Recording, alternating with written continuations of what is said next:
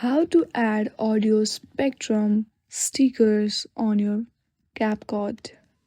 To add audio spectrum stickers in CapCut, this is a short video to apply animated stickers that act as a visual audio spectrum.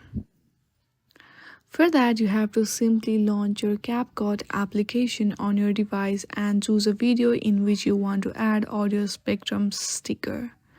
From there, on the top, you have to select the timeline of the video, and there you will see sticker option at the bottom. Hit on that and select the bell icon option over there. And here you can see audio spectrum stickers available. You have to simply hit on that and place wherever you want in your video. In this way, you can easily add audio spectrum stickers.